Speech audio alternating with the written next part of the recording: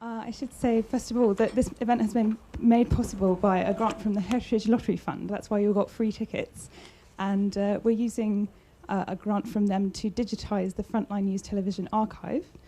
We've been doing the project for a year and a half, and some volunteers who've been working on that project are here tonight. So thanks very much to all of them who've put in hard hours of work looking at all our footage and cataloguing it. And I'll just pass over to John Simpson, who's moderating tonight's event. Well, good evening, everybody, and thanks for coming. It's painful to see the empty seats, but apparently it was fully booked, and I'm told that people were calling up all day saying, aren't there any free seats? Aren't there any seats empty? And of course, what happens if you don't pay for something, you think, oh, well, maybe I won't turn up, whereas if you pay beforehand, real lesson, I think, for Frontline in this. So even if everybody gets their money back as they leave, it's worth passing the hat round, I feel. I can't tell you how chuffed I am to have been invited to talk to two such good friends of mine and colleagues of mine, people whose lives and careers I've watched and who've helped me in all sorts of really unpleasant places. I don't really want to go into all the places over the years, and two people I've got such respect for.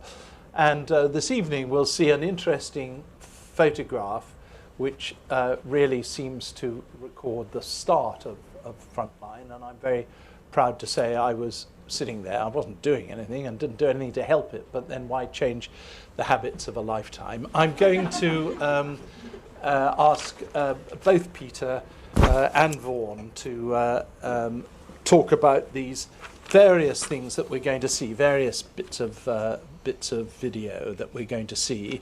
And first of all, because I think we ought to get on with it, let's just run the thing and let's see where it takes us. These very early days. This is very important. This is one of our early logos. We thought you'd be impressed with our design. Why is a cow there?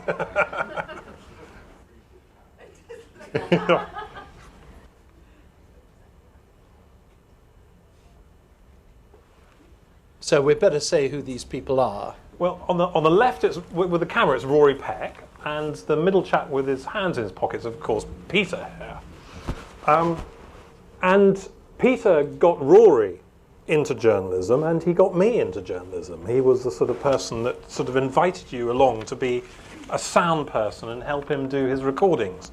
And I think, then we all learned and ended up using cameras and things like that, taught by Peter. That was before my time. And whose helicopter? What is this? That's just a crashed, abandoned helicopter. Oh. You didn't just fly in on it? No, we actually walked across the border from Tajikistan, and we were there to negotiate the release of Russian prisoners of war. This was what year? 91. Oh, yes. Really? Or 90. No, 89. I thought it was earlier. 90.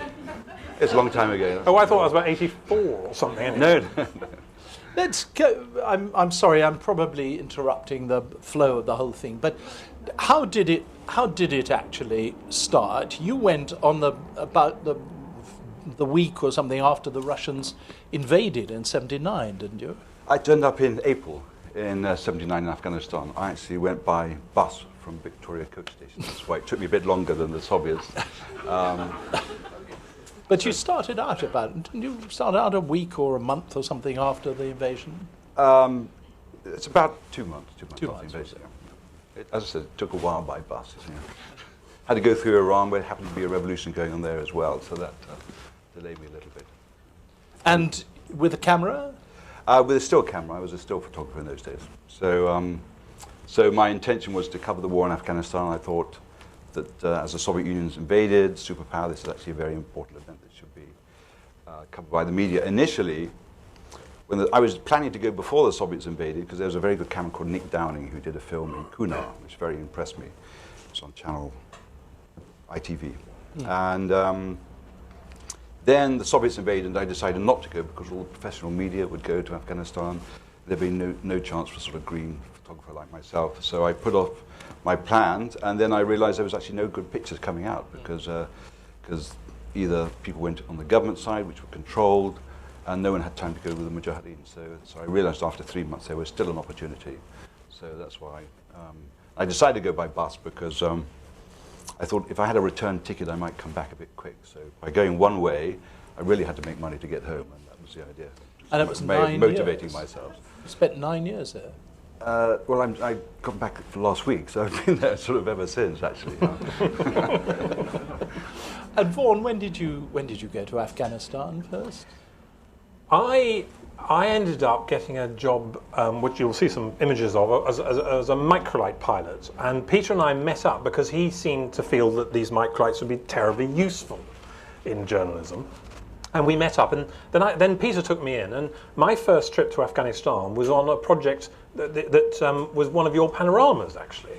And again, I was Peter's sound man. I didn't have a clue what I was doing. And he sort of taught me. And that must have been 88. Oh, yes. I met you in a bar, I remember, yes. in 1989, and in Peshawar. And you started selling me and my then girlfriend, Tira Shubat, who has worked tirelessly for Frontline, and is a wonderful person and in every way. And she said to me, Vaughan's been trying to tell me that you should fly to Kabul in a microlight. She said, the only problem is he crashed it on demonstrating it. And she said, I don't think you should go. Peter's always had great confidence in my flying skills. Can we see the next? This is a story. Stinger missiles, yeah. Stinger missiles was a big issue in the 80s. Psychologically, it meant that America was actually giving modern Western equipment to the Mujahideen. Prior to that, they'd been buying old sort of Kalashnikovs from other countries. And if Stingers were delivered, then there was the opportunity for other, more sophisticated weapons. So the Pakistanis were desperate trying to stop people from covering this. But luckily, I had a friend who's actually now the foreign minister of Poland, who was in Afghanistan, that managed to get pictures of the Stinger missiles. What was very interesting, he met these Russian prisoners of war, and he gave them the camera, and they took the photograph of the first Stinger. And what's interesting about that picture, which sadly we don't have here, the chap, this is classic Afghanistan, the chap holding the Stinger missile is actually a Russian prisoner of war with a big beard. You know, everybody thinks he's an Afghan. So, so Radek and another friend, Andy, who sadly was killed later on in Afghanistan, told us Stingers were there, but they had no moving images of them. So I managed to get a commission from NBC and went out there, and it took me about 2 months to persuade the Mujahideen, because they got into a lot of trouble because of the pictures. Because of these pictures? These pictures, yeah. They were the first pictures out. Everybody was trying to deny that Stingers existed, which is strange because suddenly one day all these Russian helicopters started falling out of the sky. So we all knew that Stingers were around. So it took me about 2 months to get pictures. And they were the first video images of Stingers in Afghanistan. And the bill? Don't talk about things like that. Well, no, what he does explain is how he came back and obviously thought, well, it's taken far too long. I can't charge for every day I was out there. And they said, oh, no, it was in the days that television had lots of money. And what did you get? That's the expenses, yeah. As a freelancer, I can talk about that. As a freelancer, we're always trying to save money. And actually, there was 2 of us on the shoot. And so our bills were actually very small. And the receipts were physically actually thrown back at us, and we were told it wasn't enough. Who was this? NBC. It wasn't enough. I think our accounts were about $2,000. That we expect minimum of $5,000. So we had to be rather imaginative too. Now this, I hope everybody will know who Rory Peck is. Good, dear friend. In rather, actually not, I would say, very typical pose, because I could never get him to take a bloody tripod anywhere. He was a man of great sort of delightful languor, amazing courage and energy, but couldn't be bothered with the less important things in life. And he regarded a a tripod as being one of those. And there is, if I'm not mistaken, Ahmed Shah Massoud on the right, looking at him as though wondering what in the hell he's doing. And I think sometimes Rory wondered as well a bit. Where was that? That was in Talokan in northern Afghanistan. Oh, yes. Yes. Shall we see the next one? More There's pictures of Rory again in action. But it was an incredibly exciting time, and I was drawn to it because Peter and Rory were, running in front of buildings on fire and riding donkeys into Afghanistan. It was enormously exciting. You don't think that building where That's 92 when the communist regime collapsed in Kabul. in Romania? No, in Kabul. Kabul. Oh, is it? Yes. It's when the Yes, I can see Civil that War doorway. went up a notch. Yes, yes. And who's that on the right? That's Rory. Yes. That's a magnificent picture, and people would spend enormous time and money to get themselves photographed like that. Well, in fact, that was one of Vaughan's early ideas, was to have extreme tourism to war zones, Yes. remember? Didn't come off. That's how he ended up in Romania with me. I think it was Didn't a come recce. off. Didn't come off. It's a growing market. There's Rory again. Well, with, what happened to the car? He didn't look after his cars very much, and was inclined to drive them into the ground. Never wore a seatbelt. Wouldn't have gone down very well these days here. That's in Sarajevo. Oh yes, that's the car park. I put them there to get a flavour of the chap. Yes, yes, yes. And this is Nick Dukasa, who was the other early person in Frontline, who joined us. Who was it was from Rhodesia, as it was called then. And he was a soldier. He was a cavalryman in the Rhodesian cavalry. They actually did ride horses. There he is. Nick was in Baghdad in 1991 at the start of the first Gulf War, and the company he was with, CBS, with great cowardice, just dropped him because he didn't want to leave when the war started, and I happened to be there, and my cameraman had also decided he didn't want to stay, and Nick worked for me for the first 3 days of the war, and but was killed, I suppose, within some months of that, wasn't he? Towards the end of 1991. Yeah. In northern Iraq, in Kurdistan, yes. an awful incident. Yes. But that's me. I was an extremely smart soldier, and that's on my early trip with Peter, when he took me under his wing and taught me how to do sound badly in Kandahar on this project of yours. Well, he was a lousy valet.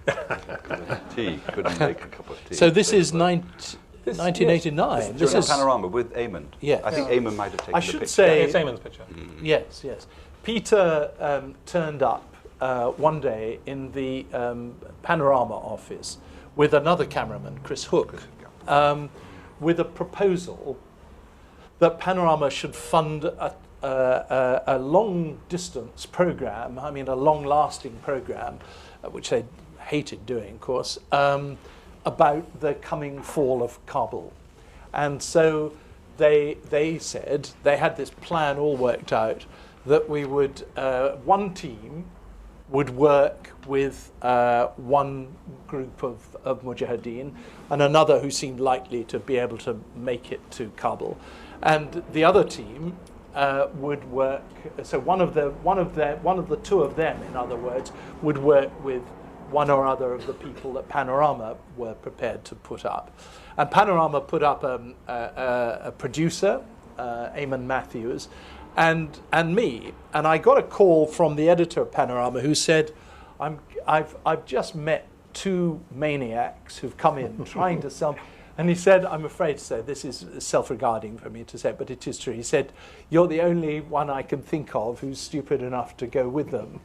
Do you want to? And so I said, yes, I did. I can't think why I said that, actually. I think I said it simply because if I'd said no, that would have ruined my entire character forever, and he would have told the story. So I said yes. And we managed it over a period of months, well, weeks, I suppose. And it was very exciting while it lasted. You know, I went to ITV before the BBC. No! Tell me, you bastard. And then they made the classic mistake of everybody does when it comes to Afghanistan. What's going to happen? Oh, yes. And being honest, I don't know. So there's no story, so off you go. So when I went to the BBC, they said, what's going to happen? Well, the tanks are going to drive through the embassy, just like Vietnam. And you guys fell for it. If I'd known all the terrible experiences that lay before me. Okay. Oh, there is. Yeah. Well, you see, Peter had this idea when he first met me. He knew I was into microlights. And the chap, if we go to this picture, Wally Massoud. That's Massoud's brother, Oh, yes. And Peter was trying to chat him up for whatever reason, and invited me to come and fly him because it would be wonderful. And I don't quite remember why, but you know, we did crash, I think, that day as well. And You mean you flew on other days? yeah, Yes, and Peter has always, I think, believed that I was a good pilot, but others haven't. Oh, yes. Including. This is sort of early days of flight, 1907. Well, obviously, I slow learner. But anyway. Anyway, it was a good plan. Thank God no one commissioned it. Well, Tira certainly didn't. What is next? Oh, Jalalabad. Okay. Sorry. I have seen all this before.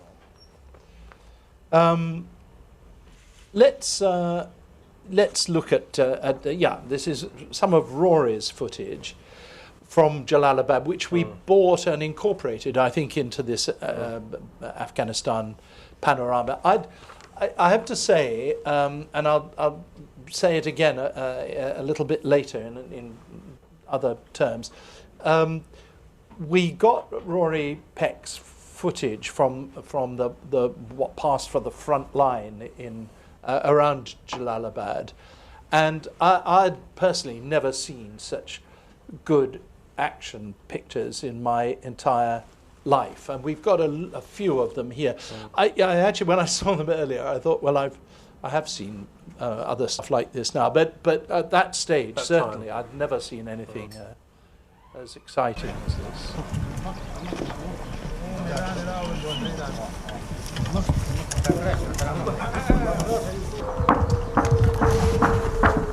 So Jalalabad's being held by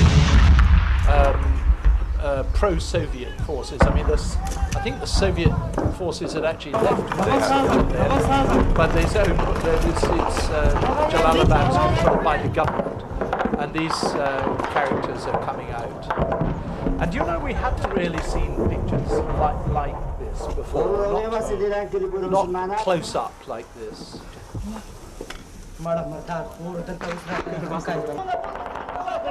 Afghan fighting footage was very rare at the time. Yeah, and it was difficult to be there at the big occasions, wasn't it? I mean, it lasted so short. Firing the trees. Well, I hope their marksmanship will probably improve, but Do you think?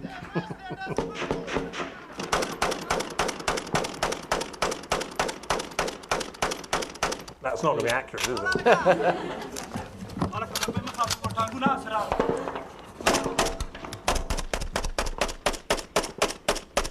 Well, I wonder what he's smoking.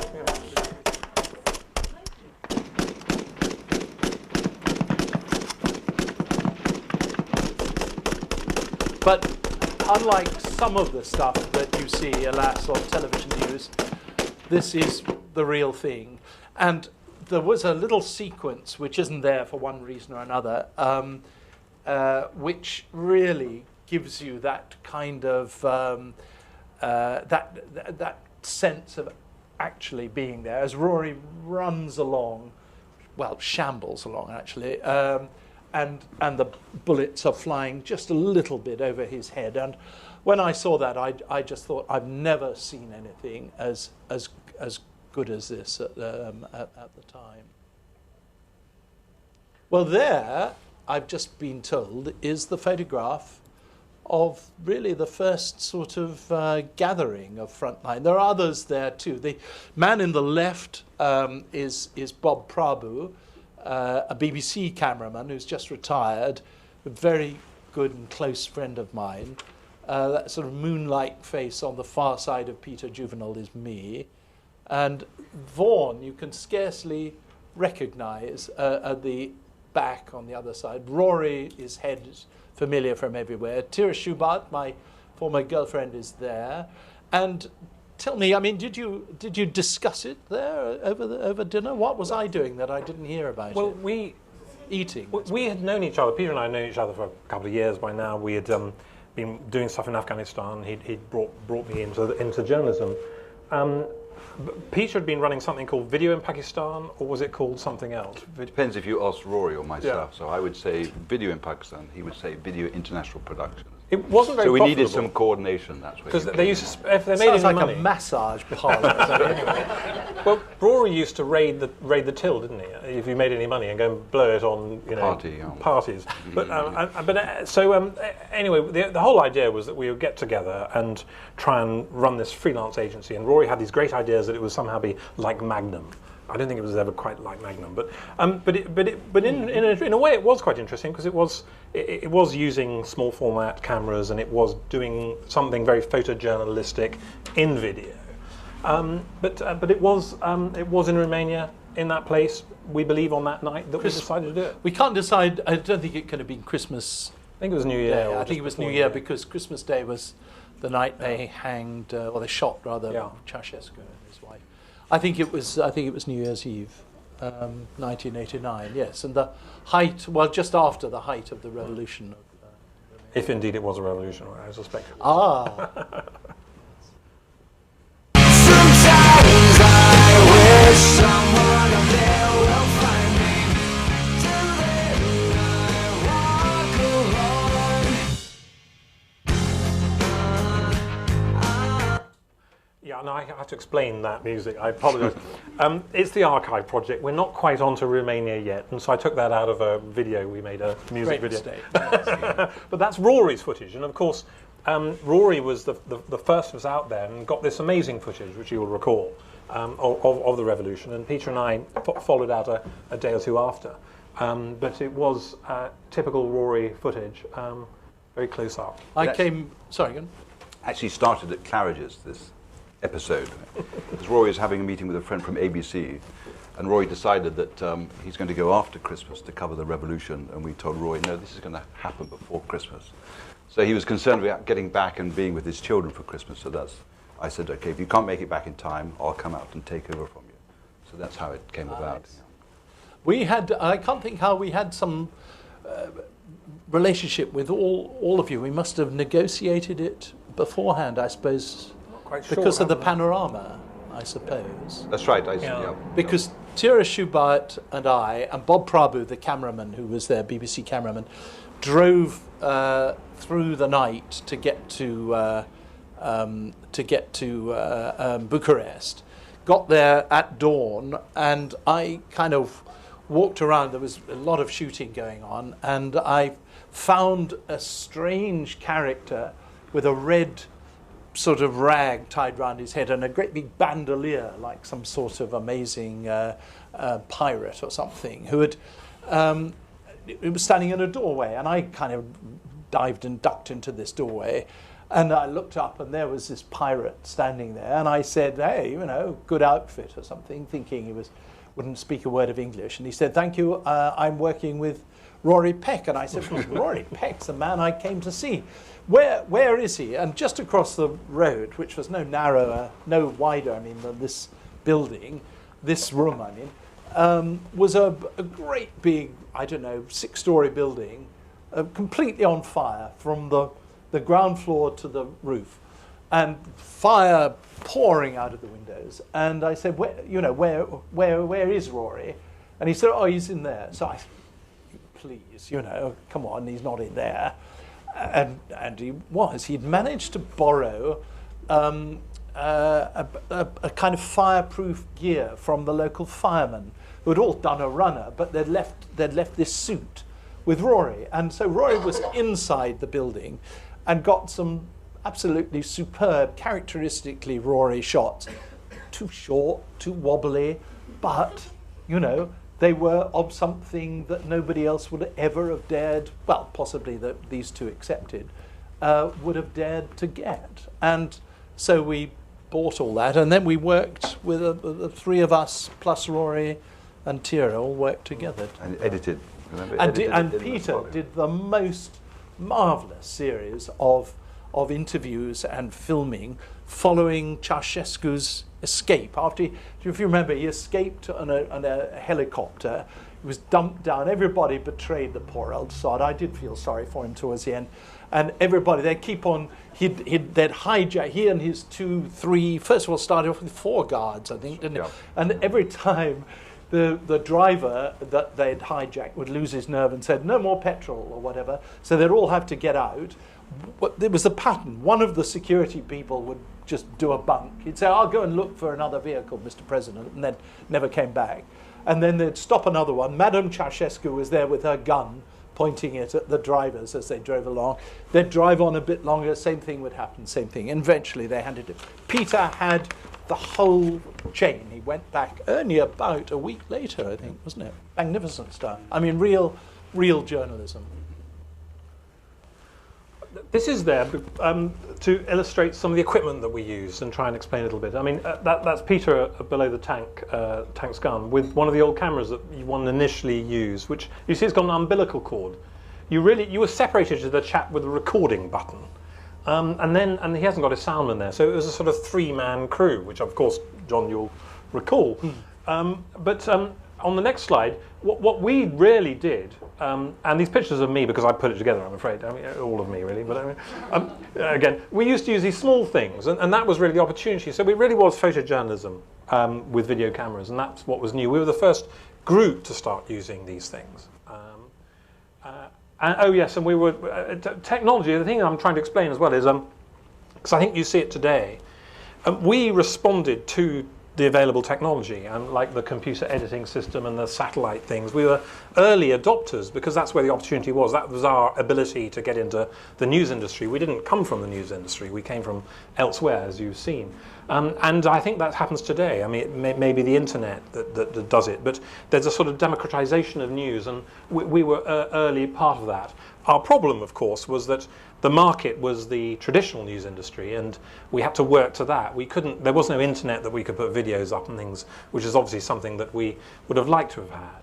Can we just go back a second on that? Sorry, I should have jumped in a bit quicker. The man on the side in the photograph, not the one with the turban. No, sorry, not that one. The last one we saw. It's further on from that. Next.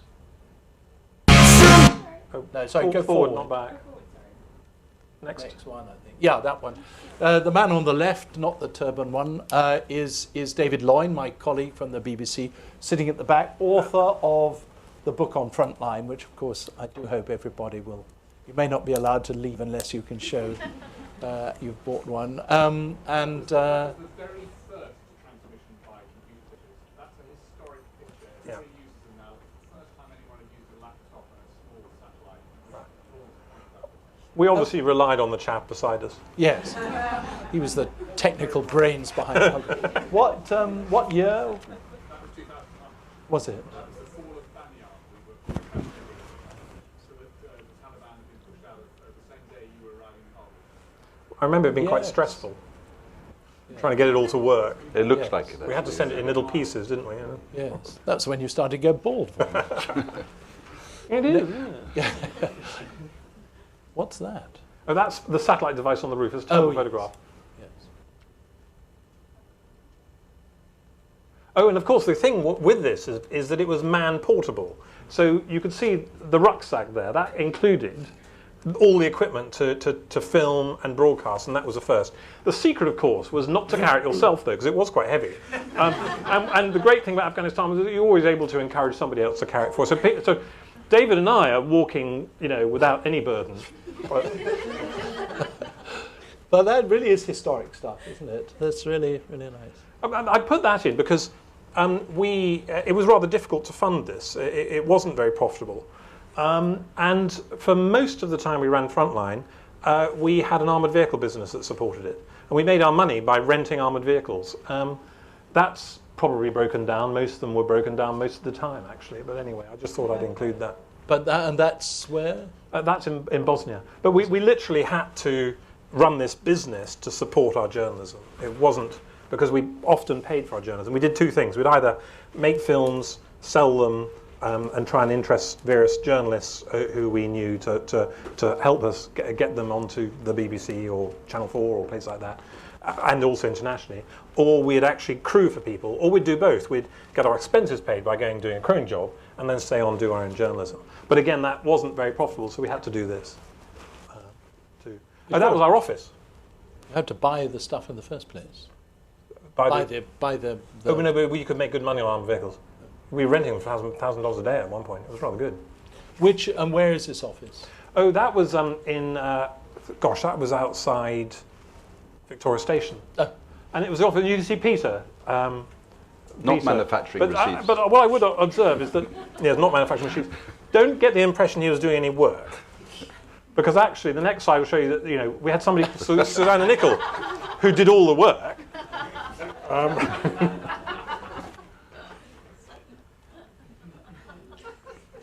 Poor young lady did all the work. She's a very industrious person. We had a succession of, this is the Gulf War. We had a succession of very capable and able people to help us organise ourselves, and Susanna was one of them, a key one. Gulf War.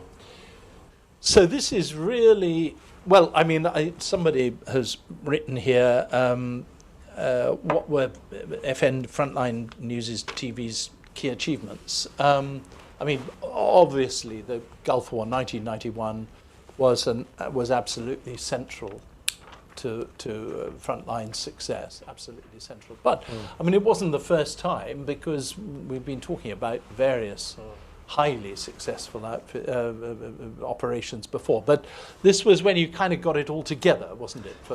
We started to get a bit of money for our journalism round about now, and we're able to start affording to go to places and do it a little bit better. We were very much hand to mouth until about now. So who is this, and what? Well, that's me. Is it really? Nice one to dark, isn't it? I mean, Impersonating a British officer. I had been a soldier, but I'd left 5 years before. You were an officer. I had been an officer in the British Army, and so I knew the patter. I just, knew how to sort of get around. I knew what to look for. But in the Gulf War, there was no way as a freelance cameraman of covering it. Today, it's all still controlled. We have an embedding system, but it's you can still do it if you apply. You can get through, but as a freelance, you could not get to the Gulf War. That was the first war that the British were involved in that had some sort of embedding system. It wasn't as I'm trying to think of a nasty way of saying it, but it wasn't as sophisticated as it later became. It's news management now. It was grotesque news management in the first Gulf War. Not a single journalist, with the exception of Vaughan, actually saw a gun or a missile fired in, possibly a missile, I don't know, but a gun fired in action. Is that? I think that's true. I think that probably is true. And Vaughan, the only reason that Vaughan was able to do it was that he masqueraded as what he had been 5 years before, a British Army officer. I don't like to ask you whether any of your friends, former friends, were there and helped you, but perhaps I'm wise. No, nobody helped me, but what's quite interesting, some people did recognise me, because I'd only been out for 5 years, and I had to mislead them.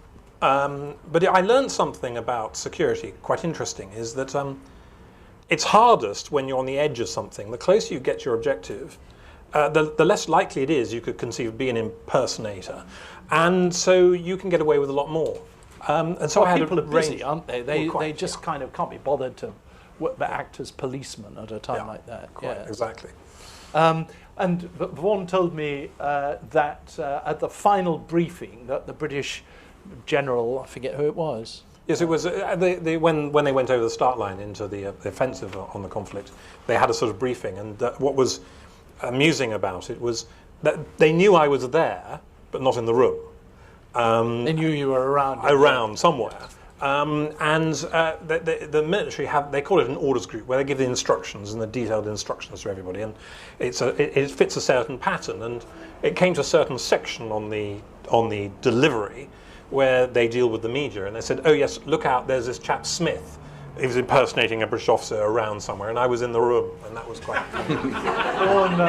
Vaughan told me at the time that he, well, a little bit afterwards, but that he had his camera between his feet at this stage, and he said nervously kind of shuffled it under the seat a little bit further in case anybody. So it's one of the, I think it's one of journalism, certainly television journalism's great story. And then you just went on, didn't you? I mean, you got on to these fighting vehicles. A Bradley, you were in a Bradley. I commanded Did you a Bradley. take command of it?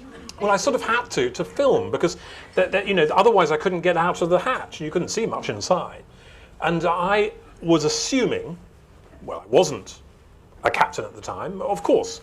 I had been, but I had a pocket full of different ranks. So I was technically more senior than the person who was commanding the vehicle. So I was able to. Who's an American? Who's an American? Yeah. And say no, I need to get up there. You just get down there. But did he know you had a camera? Did he see the camera? All American soldiers had cameras of some sort. Yeah. I was the only one with a video camera, and they just thought it was normal because it was a small camera. It seemed fine, and I didn't look very professional because I wasn't very experienced anyway. So I think that I got away with it. But I was able to.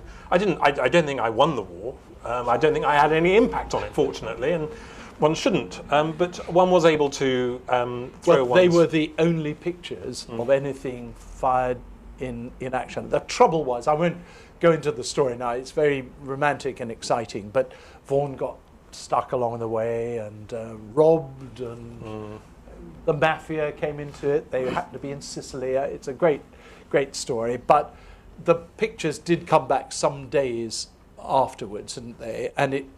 But when, and I can't think why I had anything to do with it, because I think I was in Baghdad, or maybe I'd left by then. But I remember arguing very, very strongly that we've got to use these pictures as being the only pictures of the action, because all the rest of the journalists were, I don't know, 50 miles back, 100 miles back, I don't know, miles back. One of the funniest things was I had a client, ZDF, German television, and I arrived in Frankfurt with the footage, and just on a Friday night as they were packing up, and you know they'd done the day's work, and I remember arriving and saying, "Look, it's great, you've got to take it." And they said, "Oh, we don't want to," you know. And anyway, I showed it to them, and they said, "Oh, well, you cut it." And I'd never edited anything in my life, you know. And I remember struggling with an intern to cut this material. I had to, my German was rudimentary, and her English wasn't terribly good, and somehow we delivered this package. But I remember when it was seen by the technician, his jaw dropped, so I don't know what it was like. Perhaps we should show a little bit of this, having talked about it. Okay.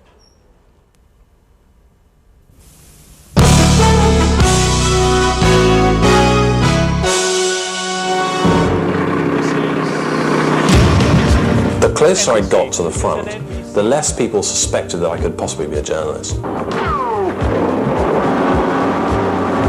Much of the news coverage of Desert Storm was controlled and censored and edited by the military, and that angered most journalists, including this man, Vaughan Smith.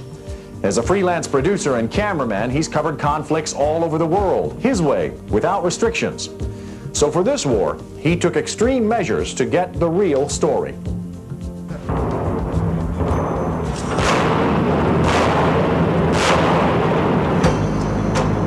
I'm a freelance cameraman, producer. I produce pieces for television. And I remember when Saddam invaded Kuwait, I was very keen to get out there and cover that story. I found it totally impossible to do this. I tried everything. I spoke to everybody. It was impossible for a freelancer to get there, and I thought that was essentially wrong. I was angry. It's my job, and I was being prevented from doing my job. I knew that the only way I was going to do it that I could think of was masquerading as a soldier. So my first task was to forge all these documents. I had an army uniform that I bought in a surplus shop, and I managed to get loads of different ranks, so I could masquerade as a captain, a lieutenant, you know, even a major.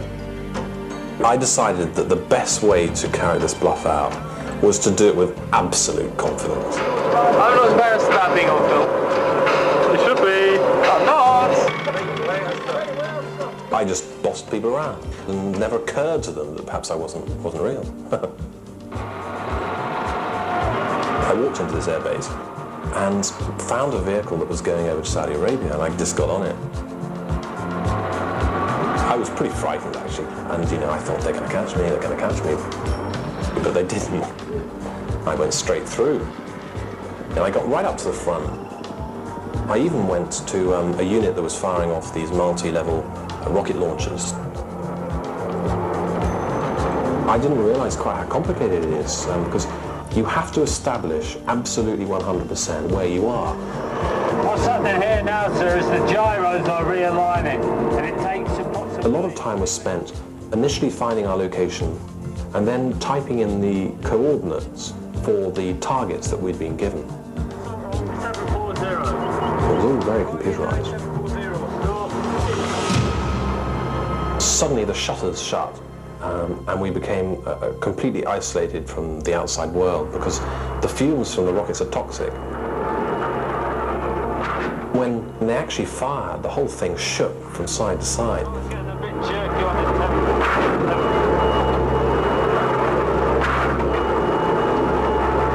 The power of this machine I'm in, it was just extraordinary.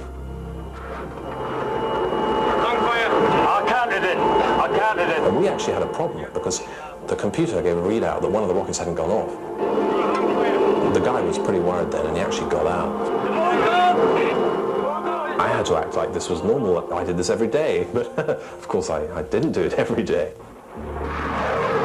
It's terrifying. Once you've actually rocketed an enemy position, the chances are that they will locate where you are through some electronic device, and then they'll fire at you. So it was important for us to get out and move. I stayed with this MLRS unit that night. I was sitting in the top of the commander's vehicle, and he told me, hey, if you look over there, it's going to start. Should be firing, sir.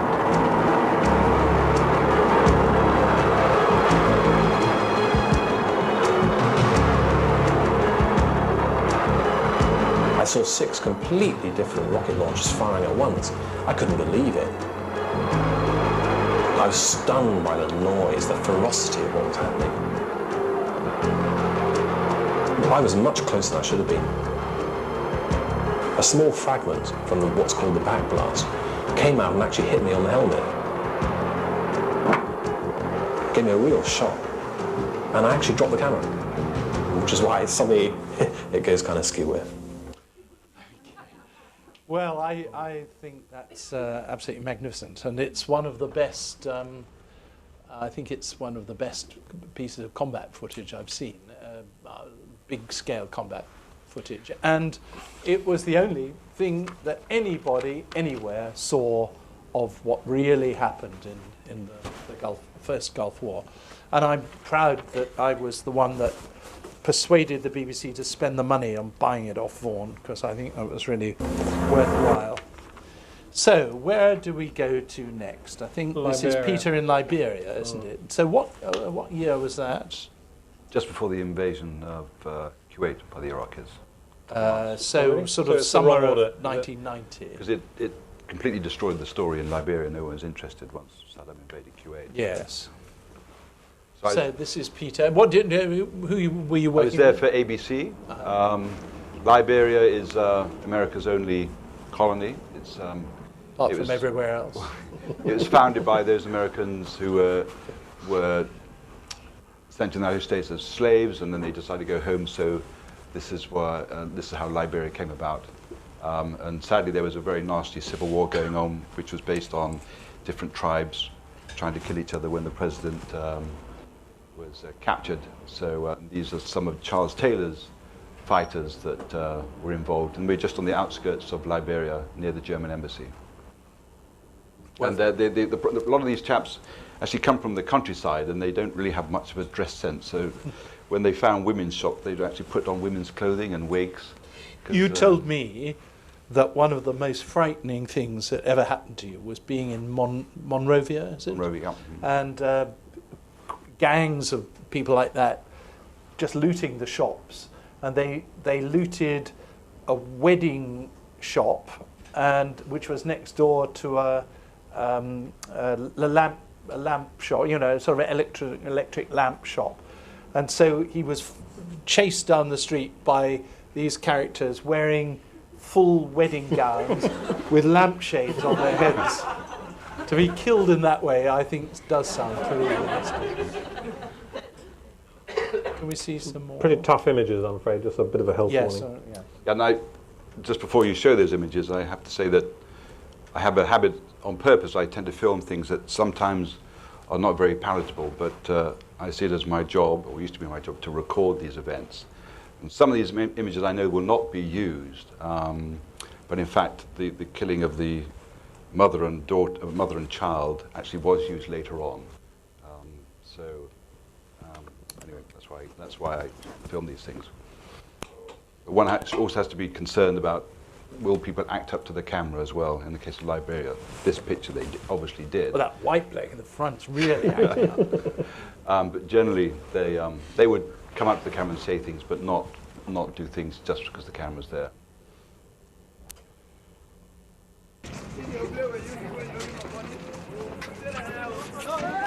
This is one of the main roads going out of the capital.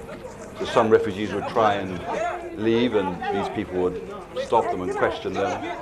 And if they identify them as the wrong tribe, then they would beat them up, usually take them away and shoot them. He mostly wouldn't last the rest of the day, actually.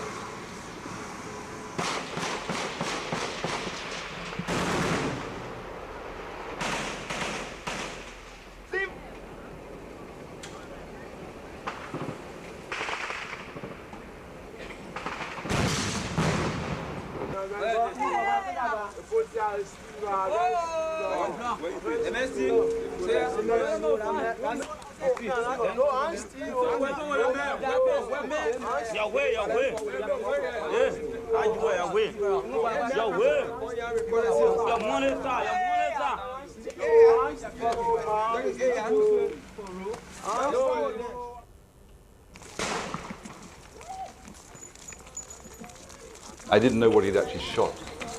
I just saw him shooting in the grass, so I filmed it and then asked him what he'd been doing afterwards. Why did you do the baby? The Mandingo. She is Mandingo. Mandingo is one of the tribes that they were trying to eradicate. Actually, she turned out to be Nigerian. She was trying to get to the embassy, which is a couple of yards further up the road.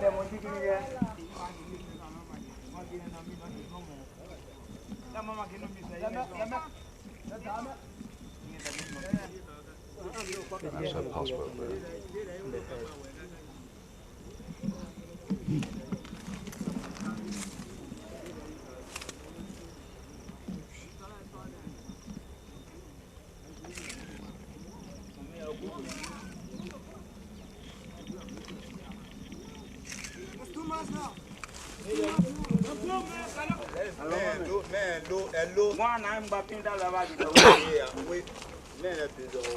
No.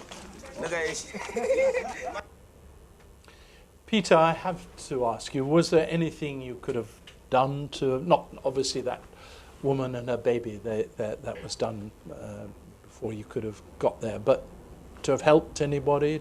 It's very important to stay neutral. My job is to witness it and film it. I mean, there's other organisations such as MSF that are trying to do other more practical things.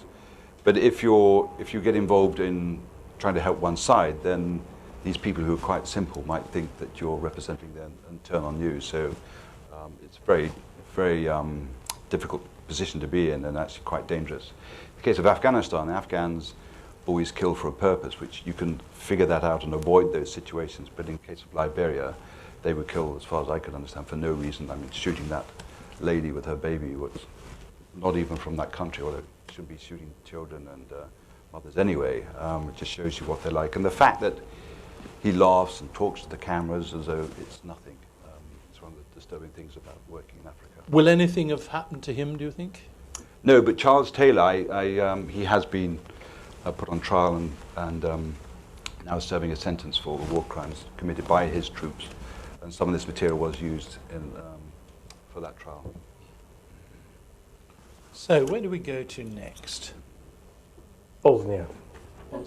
Bosnia was a big, an important thing for Frontline, wasn't it? I mean, came at this strange period. We don't have very much stuff of Bosnia. No, we don't, because it was a time when we were doing a lot of crewing, and so we didn't necessarily retain rights or retain the tapes as much. It was a particular part of what we were doing. What I have got here, though, you can see me with my friend Richard, who's over there, by the way, who was another Frontline cameraman. Got longer hair now.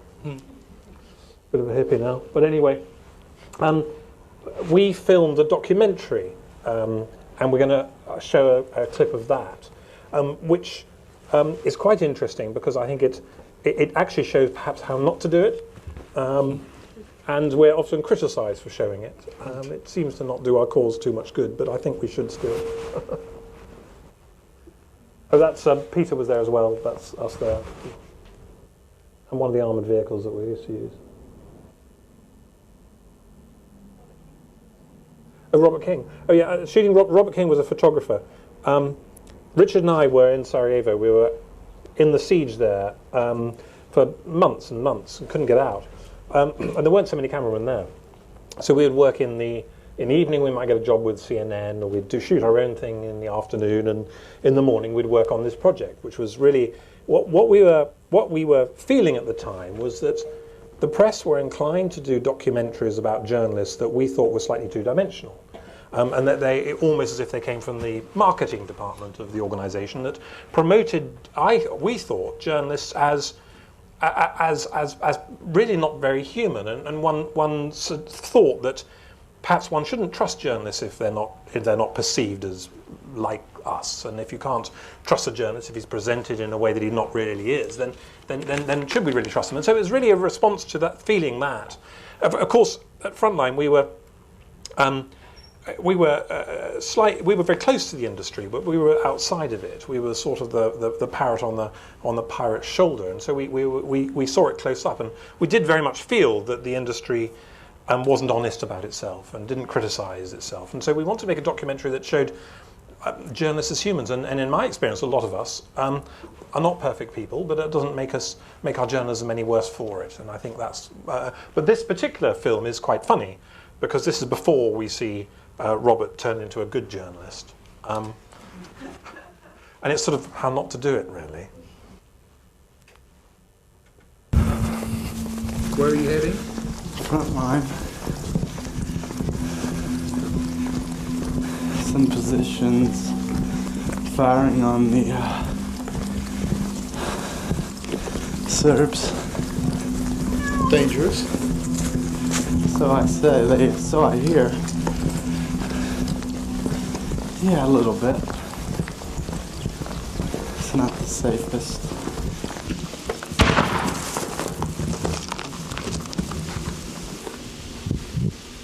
Rob, I think you're quite safe.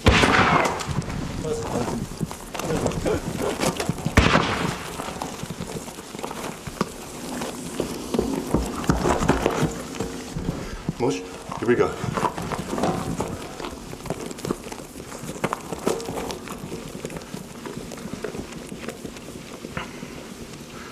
All right, who goes next? Me? Guess we have no fucking choice. What do you want to do? I'm going with them. I'm not gonna sit here like a duck. That's for sure.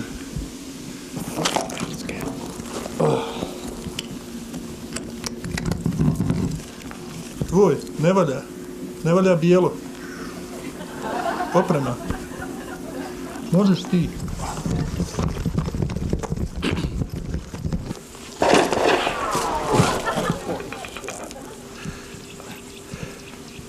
Halo, mali novinar! Hajde, trči, bolan, trči!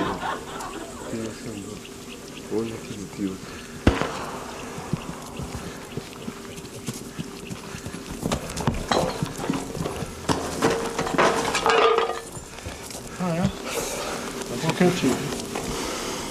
How close was the round that went over you when you scooched down? Was it just over your head? I didn't see it. I didn't. You heard the whiz though, yeah?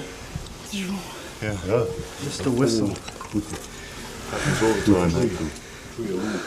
Vidi se daleko. A switch. What's happening, Robert? My pins here is too wide. I can't see anymore. So you're going to put it underneath the t-shirt? I'm too easy of a target for snipers. Like that.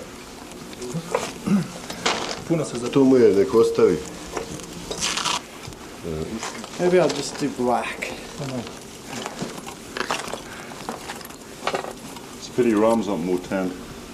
I want to go on. I want to go to the front line, the frontest line they've got. Because if it's going off and you're close enough, you can get the looks on their faces, which tells a much better story than if you're hanging back, let's say, with a telephoto lens. The audio might be the same, but the magic is getting their faces as the bullet comes over. Oh.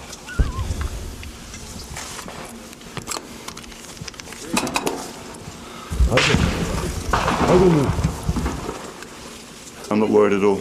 I've come to so many front lines that it's like taking a double-decker bus.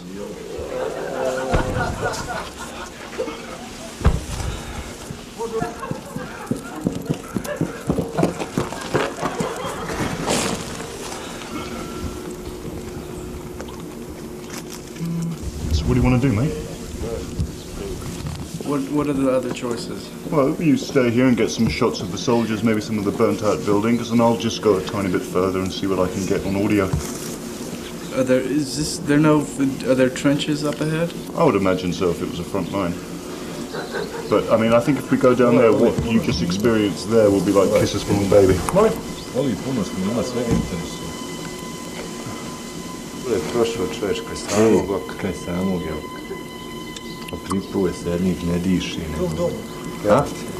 What line was that? The second? I'd say it was the second.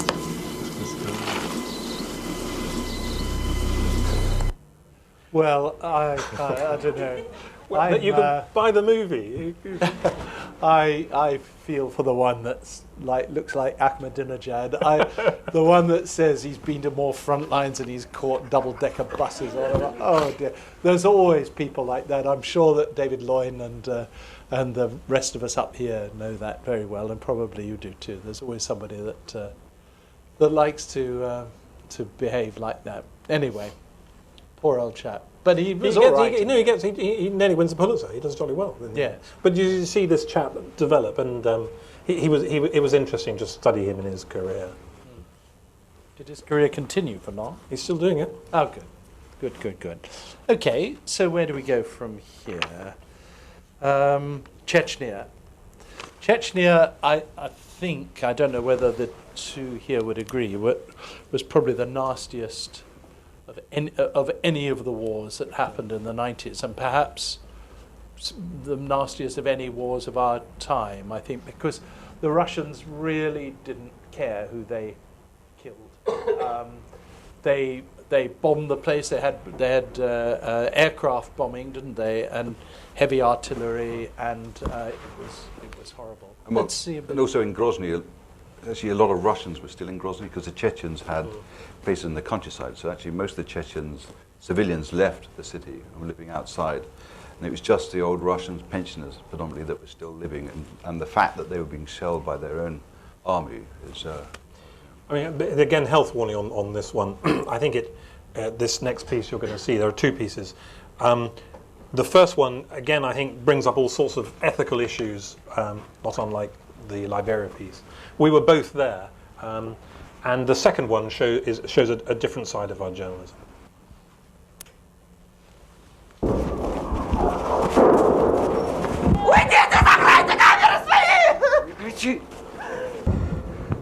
Разверните ноги! Разверните ноги!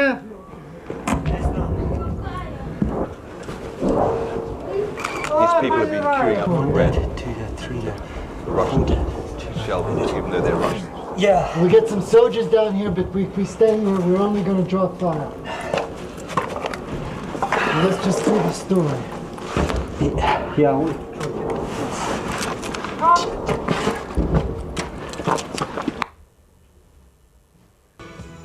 Three Russian sisters huddled together, Katya, Yevdokia, and Lydia. Katya has lost her mind.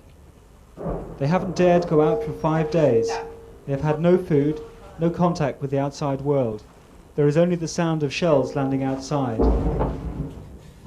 They were born here in Chechnya, and they have worked here all their lives. Grozny is their home, and their flat is all they own. On the last one, I just might say it was Richard Parry and a friend of his called Richard Pendry who did the last one. But the first one, I think, brings up some of the issues that you brought up, John, about what our role as journalists are, and there comes this real difficulty because you can be confronted with trying to decide how to behave as a human being and how to behave as a journalist. You know, do you help people in that situation? Can you help people in that situation? Or is your job simply to report? Now, the right answer, according to the industry, is not to put yourself into too much danger, if you cannot, to reduce your exposure and not to help. But of course, as a human being, the answers could be completely different.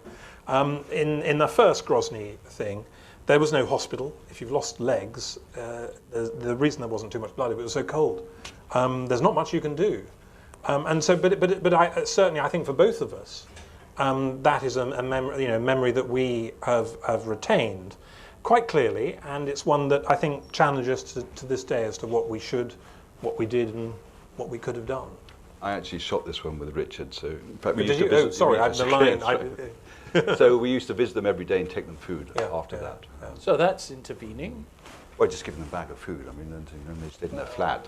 I think you and I, we've talked about this endlessly. I don't think that you just abrogate your duties as a human being just because you're a journalist. I don't think you just go and say my job is purely to see things and tell other people about it. I think there are times when you've really just got to drop everything and get involved. I mean, I know that why not be a social worker and do it the whole time? But I feel that quite strongly. Actually, I find it quite difficult to just look at these things without getting involved in some way. But as you say, you took the food to them. I mean, that was the we used to pass their best flat thing you could do. Every day going to the front line, so we just pop in, see them, and take them some bread. They wouldn't go out. I think as a journalist, it's quite helpful to think about these things before you get yourself into a situation like that. I mean, it's one of these things that you can be challenged by if you haven't given it some prior thought, I think. And of course, every situation is different. And it's, doesn't become any of us to make judgments, I don't think. I think you just have to. But then I speak as the only foreigner who sided with the Chinese army in the massacre at Tiananmen Square because a group of demonstrators had gathered round some Chinese soldiers and were beating them to death, and I just didn't want to see it anymore. So I'm afraid I whacked a demonstrator. It's a great thing. But I mean, it did. The students, the Tiananmen students, came and then rescued him. So but absolutely typical of me to pick the wrong side, of course, to help. Where do we go next? Kosovo. Somewhere called Prekaz. There's a bit of video. Prekaz was a hamlet occupied by the Yashari family. The Yashari family were all killed, about 30 of them, when the Serbians attacked. It was the incident that told everybody, politicians, that the Dayton peace accord that had apparently resolved the Bosnian conflict had not resolved the Balkan conflict. And so it was quite a key thing. There were very few journalists there. And interestingly, the place that this happened is now a shrine, a nationalistic shrine in Kosovo, that has had more than 20 million visitors. So it's become a place that is iconic for their struggle for identity that they perceive. So it is quite an interesting place. I was flying out there anyway, and was hired by the BBC as the only cameraman around, with somebody called Kenny Brown, who, I don't know if you remember Kenny, but he had just joined Frontline. At Frontline, there were the 4 original founders, and then we had up to 20 people who then joined us, and at different times. And Kenny was one of them, and he was on the plane with me, and we were both hired by the BBC. But the report is a part of a BBC report from that day. The Serbs say their security operation is over, but for the Albanians in Drenica, the terror continues. The security forces claim to have destroyed the core of the outlawed Kosovo Liberation Army, killing the group's leader. These did appear to be mopping up operations. The homes of suspected KLA members are burned or bulldozed by armoured vehicles. It's both a punishment and a warning to the rest of the village. The Serbs say they're fighting terrorism, but there's no military necessity for this. Scenes like these will bring more international condemnation of Belgrade. The only way into these villages is across country, through the Serbian lines. Our cameraman was fired on. He was hit. A mobile phone and a money clip probably saved his life. Many of the villages in Drenica are deserted. People have obviously left in a hurry. It's not clear if they fled or were forced out, but the main ethnic Albanian political party has accused the Serbs of carrying out a new campaign of ethnic cleansing. Refugees are still leaving the area. Many families have been forced to spend the night in the hills. There was no mention, of course, of the fact that the cameraman who got hit was Vaughan. Now, Vaughan would regard that, I'm sure, as a kind of typical arrogance and carelessness of a big organisation against freelance cameramen. That isn't the case. I mean, I think it's very bad that Paul Wood didn't name you. I really, really do. But I bet you they named you in the studio after the piece. No? Bastards. No, I mean, it's not the first time I've used this quote, but I have been shot more times than I've been credited by the BBC while working for the BBC. Well, but it is quite interesting, though, because if there was a single other person that had got shot, they would have named him. Well, it's like just the cameraman. You're, in a sense. Well, yes. I mean, if we come across an Albanian who's been shot, we said, Fikret, whatever it is, has been shot. But it's interesting because I think it's changed now. And there was a fantastic piece shot recently in Syria, for example, where they clearly named the cameraman, and I think that has changed. And there are reporters who go out of their way, like yourself. You always name people, so it's not a general criticism, but it is an interesting observation. And one of the things I think makes it very pertinent is it's probably the reason that Frontline Television doesn't really exist anymore. Operating the way it did is because if you're a photojournalist, you get a credit on every photograph.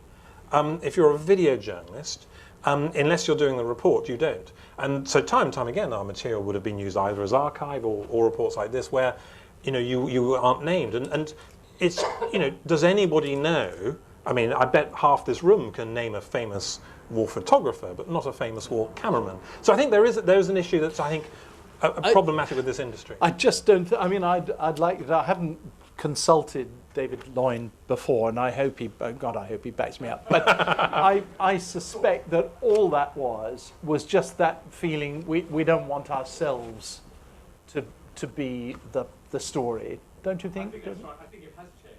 I think you're right. You're probably right. Although Vaughan wasn't brought a drink that night. So you're also of just being sort of pushing it in one direction. I think it has changed. DC was named in Syria, as you say, for the Darren Conway for the material recently. But I'm sort of sit in the middle really between you two. I mean, I think the But it wasn't malign, though, was it? I mean, no. It was it wasn't because we thought it was forgetful. These people don't matter. It wasn't malign. It was forgetful, which I think is the point. And French television put the cameraman and the correspondent pictures on the screen before the piece. They say, this piece was shot by so and so and reported by so and so. It's just a different grammar. I've argued for that for a long time without any effect at all. But it's very relevant to the model that Frontline had. We weren't able to command the prices we needed to fund it because nobody knew we'd filmed the footage. Yes. And so it was either a failure of the business model, which doesn't happen in photography. So it was ultimately the single thing that sort of did us in. How significant was it that it was your money clip that saved your life? I've always wanted to ask you that. I think we should all have lots of money on us at all times, and certainly mobile phones. How thick can your money clip have been? 6,000 Deutschmark. I rest my case. Lots of Luca. Where do we go next? Let's think. This is Peter's. Yes, this is Peter's interview with that CNN did with Peter Arnett. Did with Osama bin Laden, one of the famous pieces of the 90s, the late 90s, when Osama bin Laden was in the Black Mountains, I think, wasn't he? Peter and I must have driven past the little turning that Peter reckons, although they were blindfolded on the way.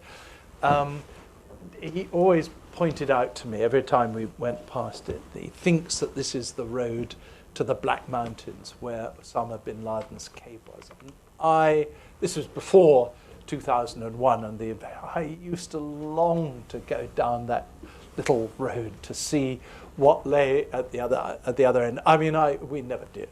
Perhaps I didn't long hard enough, but and the fact that you went there with Arnett, poor old Arnett, I feel immense amount of jealousy over, really.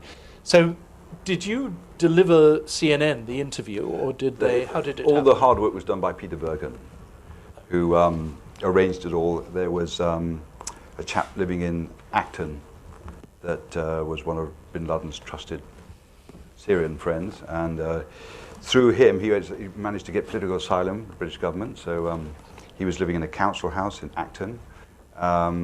And he was the one that arranged and facilitated the whole shoot for us. So Peter met him. Peter fixed that up. Peter Bergen, yeah. Yes, who wrote several famous books. He's just finished another one, yes. In fact, I was at that junction and the road last week with him as well. Really? But I wouldn't get not anymore. No, I think the Taliban are up that road. I think they've taken back all that area. Yes. Yeah. But I still, next time I'll be there in a week's time or 10 days' time, and I shall drive out that way, and I shall certainly look at the road with longing again. What's quite amusing, though, is when they took us from the hotel, they blindfolded us, they put us in a van so we couldn't see, and then they drove us around Jalalabad to get us disorientated, which is fine, except the main road goes from Torkham, Pakistan border, through Jalalabad to Kabul, and when you go in the direction of Kabul, you actually go through 2 tunnels. So the fact that we blindfolded, you can hear and feel the pressure change when you go through both tunnels. So they took us through the tunnels, and then at that junction they took us out of the vehicle and took our blindfolds off. So I knew exactly where we were, and I'd been in those mountains with the Mujahideen during the Soviet time, so it was no surprise to me exactly where we were. But anyway. Well, this is, I think, one of CNN's biggest moments, biggest and best moments, and Peter Arnett, whose career ended, I think, rather sadly, and I feel sorry about that, but he was very effective in this, even though his accent gets in the way a bit, I think, but perhaps I would say that. As night falls, we move to a 4-wheel drive vehicle that makes its way up a rough mountain path, past checkpoints manned by heavily armed men. We are searched and electronically scanned to ensure that we're not carrying a tracking device. About 5,000 feet up is a small hut. We are allowed about an hour and a half with bin Laden. We have submitted questions in advance. He agrees to answer most of them, but does not allow follow-up questions. Mr. bin Laden, you have declared a jihad against the United States. Can you tell us why? The US government has committed acts that are extremely unjust, hideous, and criminal through its support of the Israeli occupation of Palestine. And we believe the US is directly responsible for those killed in Palestine, Lebanon, and Iraq. Due to its subordination to the Jews, the arrogance of the United States regime has reached the point that they occupied Arabia, the holiest place of the Muslims, who are more than 1 billion people in the world today. For this and other acts of aggression and injustice, we have declared jihad against the US. What are your future plans?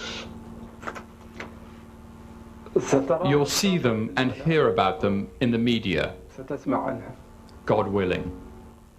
What a moment! What treasure that you had in that! Wow, it's fantastic. How did you get those shots, though? I mean, those shots of the mountain. You must have done them afterwards or something, did you? Yep. Were they the right mountain? They were the right, because I knew exactly where we were. Oh so yes. and of course, he left after the interview, so. I see. So you weren't worried that you might bump into them as you No, I think that they all actually went up into the Black Mountains for the interview, and then they left afterwards. So I'm sure if I went up and found the same hut, the next day there would be no one there at all. Yes. Well, it was a cave there, wasn't it? It was a shepherd's hut. Oh yes. And dirt wall. Did you, Vaughan? Did you edit that? I mean, that wasn't the piece as. That's a good question. I'm not sure. I didn't edit it. I think we just took a clip.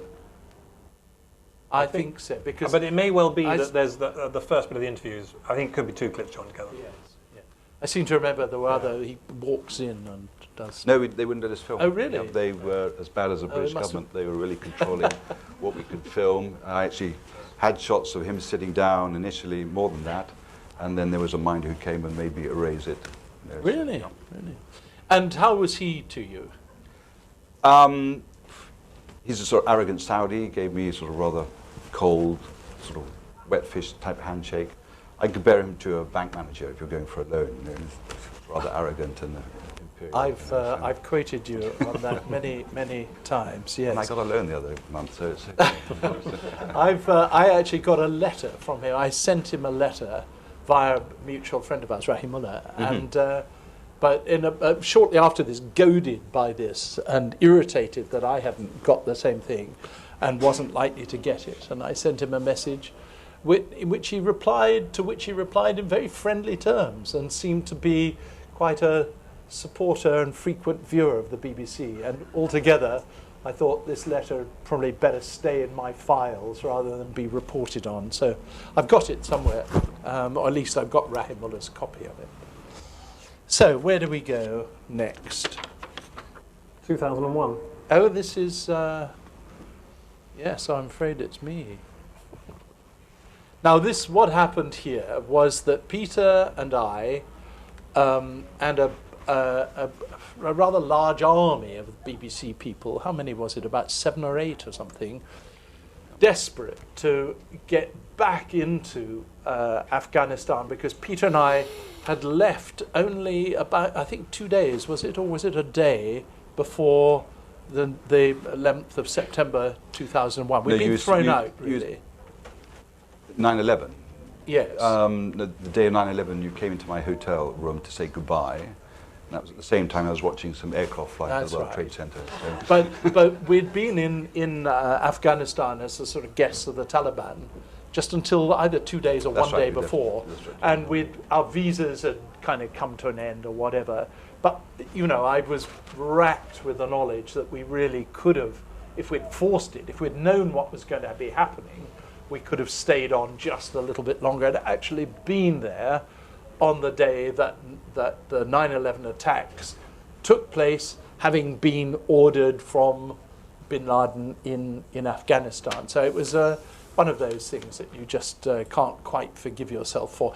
After a long business, Peter and I managed to get back with this our BBC army into northern Afghanistan. Took one of the longer journeys of my life down to as close to Kabul as we could get, a place called Charikar, which is 10, 15 miles or something from the outskirts of Kabul, and set up shop there in a local authority, what had been a local authority building built by the Russians, for nearly a month. I think we sat there and just reported day by day on what was happening, and then finally, through this was actually a different time. The cross-dressing. Early. Yeah, this I is think the you two were cross-dressing moment. Peter said to me just seconds before this took place, "Do you really want me to film this? Because it could lead to trouble." And I said, "Oh, go on. Might as well have it." You know, it's what you say. I'm sure David's done the same thing many times. You don't you don't quite know whether you're going to use it, but you say, "All right, let's just have it just in case." But then, of course, the fact of having it means that you think perhaps you ought to use it afterwards. It's a very dangerous downward slope. Anyway, there is I think Peter's driver, isn't it? Aziz, yes. Aziz, putting on a burqa, my burqa, for me. Not an easy job, actually. You would think that it would fit quite well, but actually, with a swollen head like mine, it was terribly tight and gave me an awful headache. Also, the watch doesn't look terribly convincing, does it? And but this was before the war actually began, and Peter and I decided, I think, more to stir up all those ghastly Western journalists in Peshawar rather than anything else. We decided to go in. Well, don't forget Nick Roberts was in Kabul. And Nick Roberts from CNN. Yes. And a helicopter had attacked Kabul, and you thought it was the Americans. Yes. And I said it was too early, so that's why you were obsessed with going back into Afghanistan. Well, I was obsessed with getting there. That's anyway. fine. I was really obsessed because cost. we'd left it, and I just felt guilty. But anyway, there we were, and I've of course been followed by accusations of cross-dressing and of dodgy behaviour ever since. And Peter was right, really. I should have just shut up about it. I mean, if the BBC shut up about Vaughan Smith getting a shot over the heart in his wallet, I should have shut up about dressing up as well. I thought it was interesting. I thought it was fun. Yeah, but the problem was the governor of MWP was saying that it's impossible for bin Laden to cross the border out of Afghanistan into Pakistan. Yes. And then the next story was you doing exactly that. Dressed No, up that as was a tactless. worker, Definitely tactless, yes. It was horrible being a woman. I don't know what you thought, but wearing one of those things, you cease to exist. It's like the Harry Potter cloak of invisibility. And indeed, at one stage, some of the smugglers that were getting us in were talking to me. I was telling them what we wanted them to do, where we wanted them to take us, and how we wanted them to do it. And at this moment, it wasn't actually at this occasion, I put on the burqa, and the bloke immediately stopped talking to me and started talking to Peter. I had ceased to be a person, a human being. And then as Peter put on his burqa, they started talking to Aziz. Do you remember? That's right, and so Aziz was telling them what we wanted to film and where, and so I was talking through the burqa, sort of muffled voices, and had no effect whatsoever. Nobody looked at us. I mean, it really is a superb disguise. Yeah, we made another mistake that we actually got in the front of the pickup. Remember? Yes. Being arrogant journalists. The pickup had a cabin, and then it was open at the back. And I thought, bugger that, I'm not going driving all the way through all this dusty roads and everything. So we sat in the front, which of course no woman ever does. And after a bit, the smugglers couldn't take it any longer. Right. They stopped and ordered us to sit in the back, where we belonged. With the spare tyre. Yes, with the spare tyre. And our huge, great boots. I remember the boots. Do you remember? And then, the burqa didn't, of course, cover the boots. And we had to use blankets and things to disguise ourselves. Anyway, sordid example. Was that us as well? Oh yeah, no, we'll go back that one. We'll go back that one actually, because it does illustrate one of the risks you face, obviously, as women was. This is not us. Oh, appalling. We the agency sold this material for RAWA, the Revolutionary Association of Women of Afghanistan, who smuggled it down. So. This is in Kabul. That's in Kabul, yeah. I think we can move on from it. That was just. Well, these are absent friends, and I was thinking actually earlier tonight that really there ought to be at least 2 more people on this platform, Rory and Nick Della Casa. But of course, they're not the only ones to have died. And these were all, I didn't know all of them, but you did. Good reporters, good cameramen, camera women, good friends, and I don't think we'll ever forget them. The club is dedicated to them, and when we started it, there's there are pictures are downstairs, and so one of the reasons we started the Frontline Club was to remember them as our colleagues.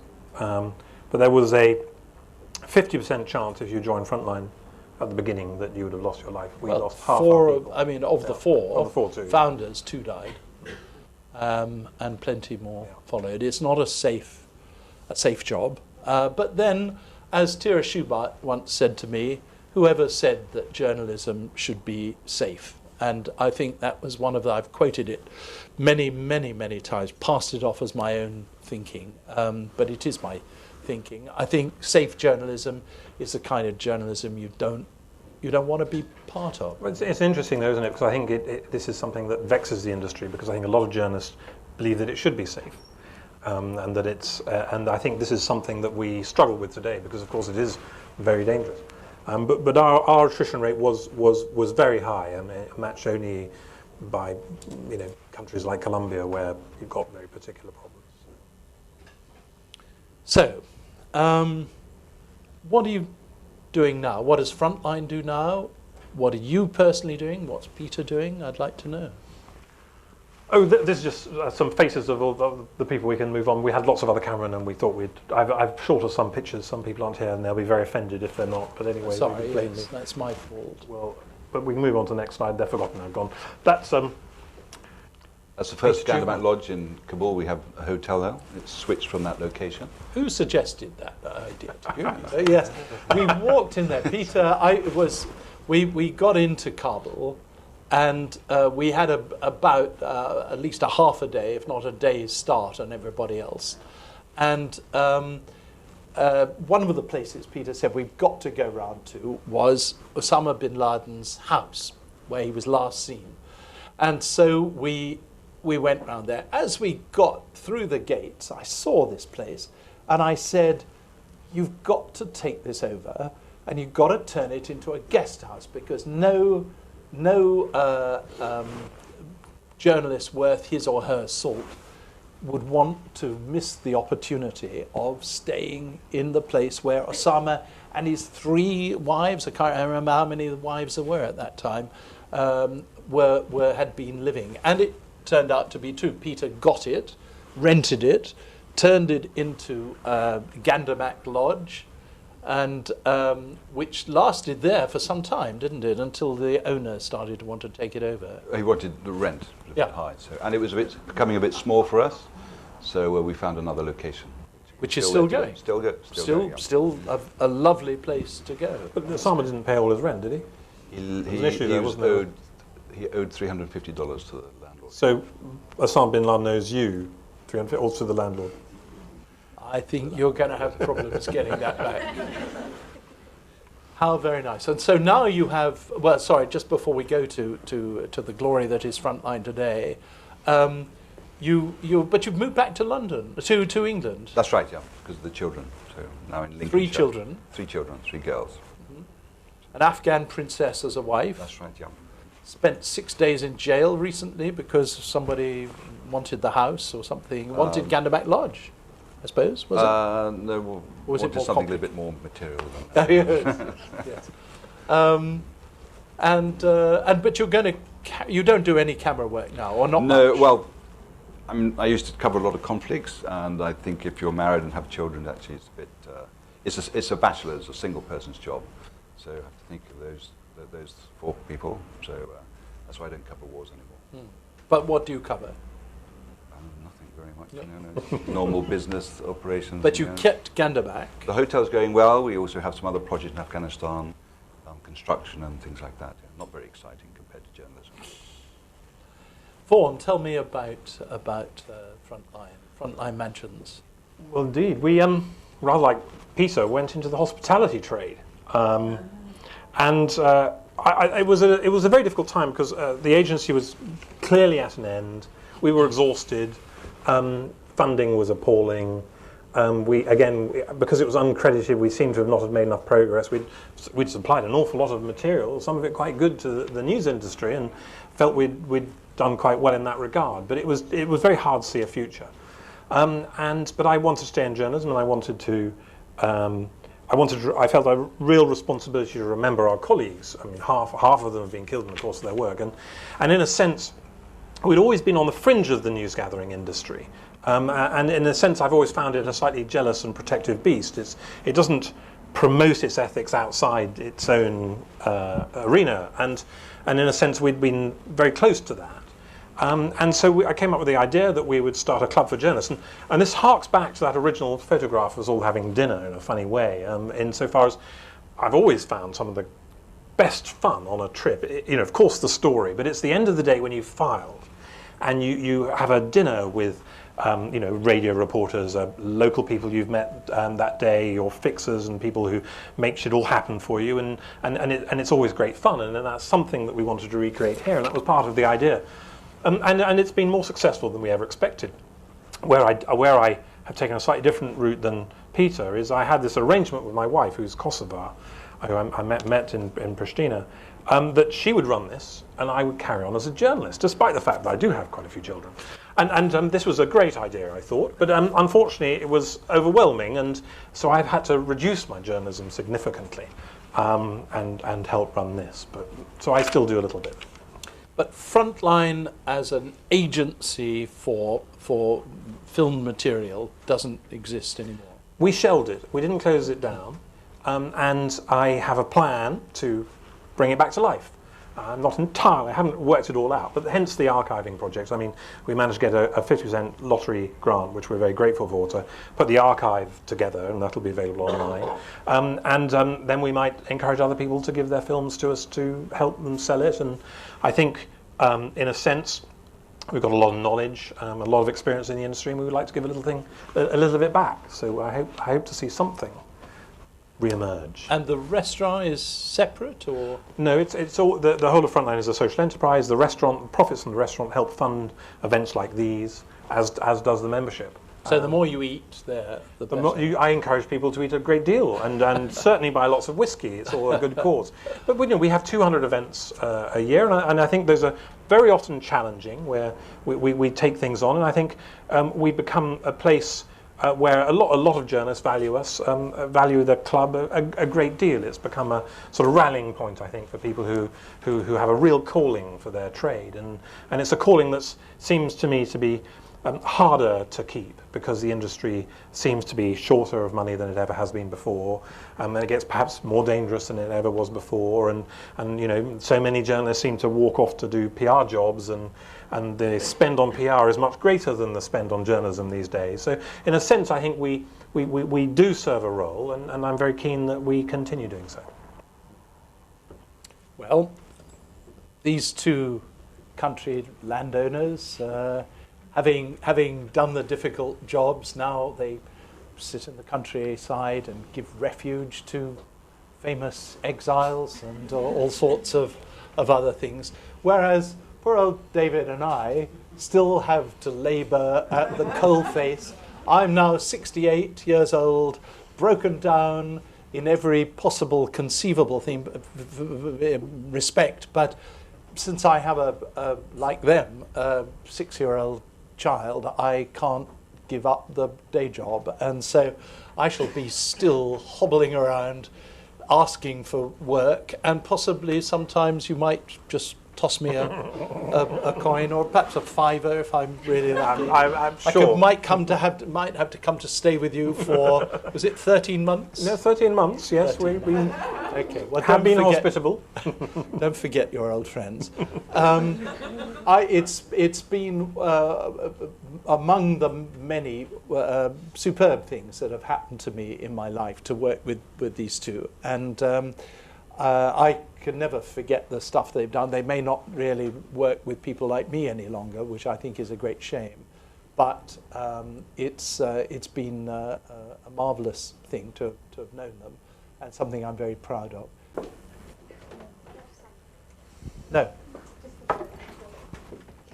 I just wanted to ask, do you think, in your opinion, is it more or less difficult to be a female war reporter, and what advice would you have for anyone going into that profession? What do you think? I think it's different. In some ways it's easier, certainly easier to wear women's clothing, but mainly because I think there's something, often at a checkpoint, if you're in a conflict, there can be a male-male thing going on. And one of the tricks we would employ often is trying to seem very unthreatening. You would never drive into a checkpoint wearing dark glasses, for example, and you'd often try playing the village idiot or some scheme to get out of trouble. But women can very often get past that. So there are certain techniques they can use that can be advantageous to them. I find perhaps most relevant is they have very often easier access to families and often the people who are the sort of primary victims of a conflict. And the best of them can actually deliver the most amazing stories because they're somehow welcomed into areas, particularly in societies where it can be very hard to get access as a man to women. So, and I think we all know some fantastic women reporters who cover conflicts, and there's certainly no worse, often better than us. So do it. I mean, Liz Doucette, when she was in Pakistan, did a great job. She could engage with Gulbuddin fundamentalist leaders and all those people. Because she was a woman, they didn't see her as a threat. Whereas, this is an Islamic world, whereas if it's a man, they take it a lot more serious. So in fact, she used that to her advantage and managed to get interviews with the communist leader of Afghanistan, then all the Mujahideen leaders. They would all talk to her. Whereas a man trying to do the same thing would find it very difficult. I would say, working for a big outfit, that it's actually a huge advantage to be a woman nowadays. That the organisations like the BBC, like ITN, like Sky and the others, actually would be positively looking for women to do perhaps the more difficult reporting jobs, because I'm afraid to say it adds a kind of glamour to it and so on. It's all part of the business whereby old and middle-aged males are really, a drug on the market, whereas I think young women in particular have a real advantage. So stick with it.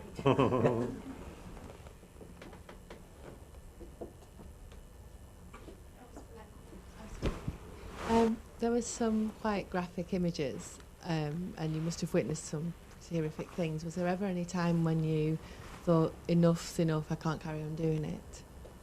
Do either of you have had that feeling?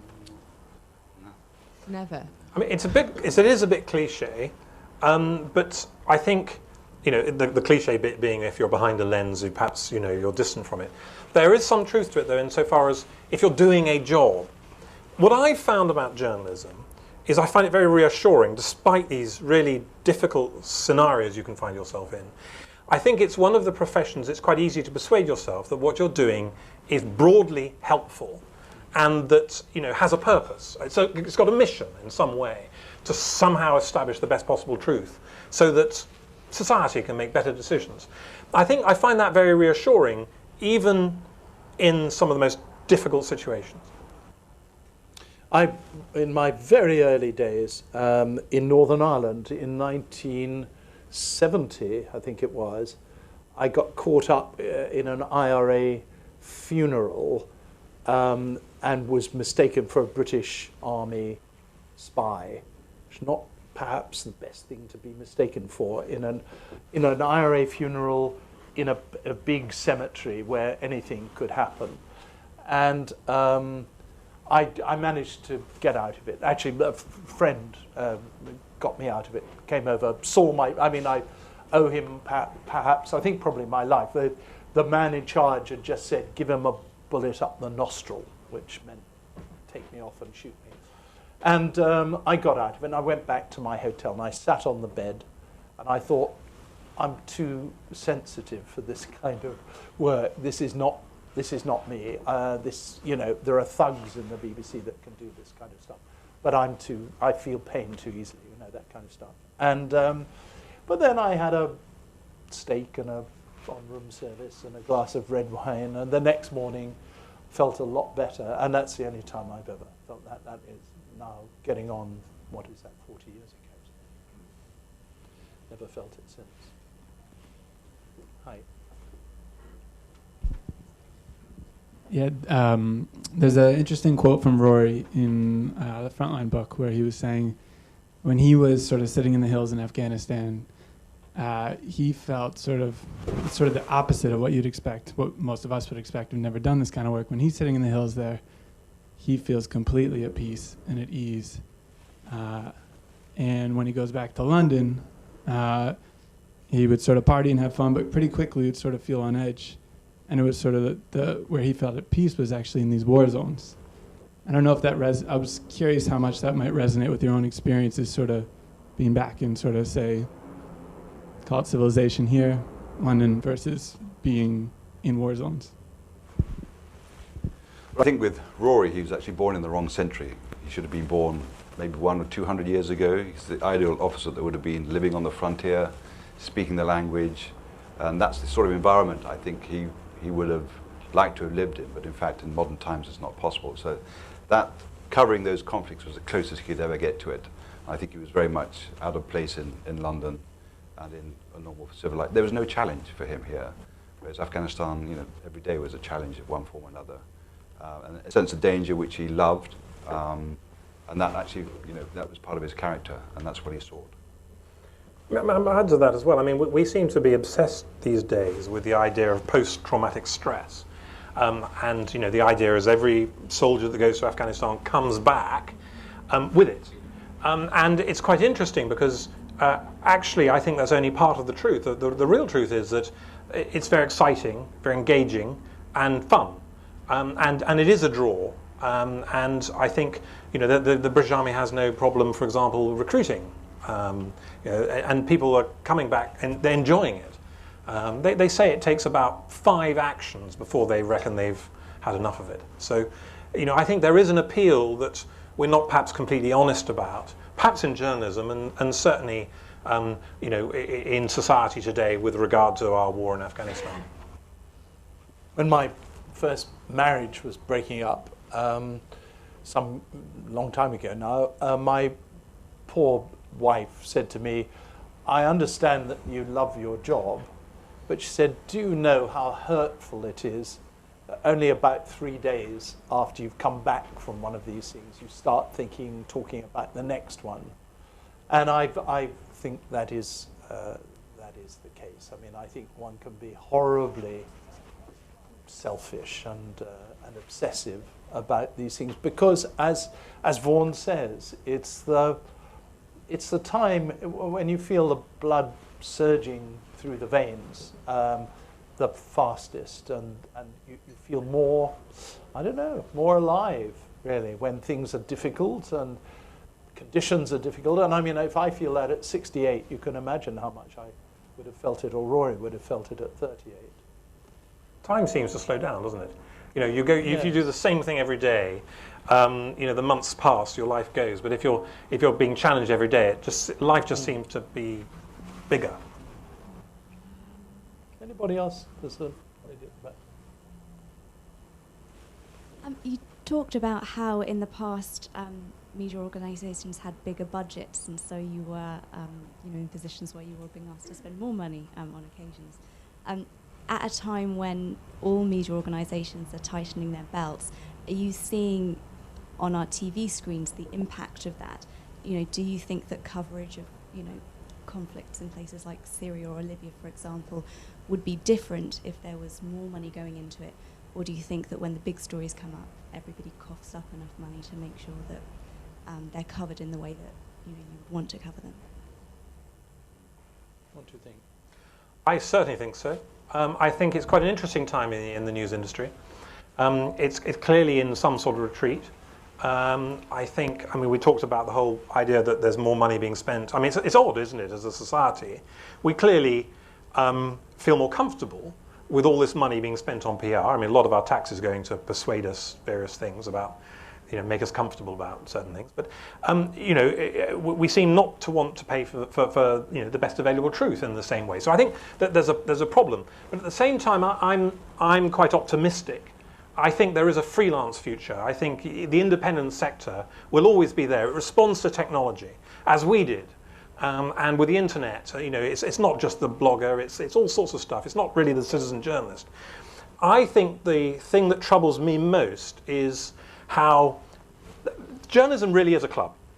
And in a sense, it puts barriers to entry. And we found that because we were on the fringe of it.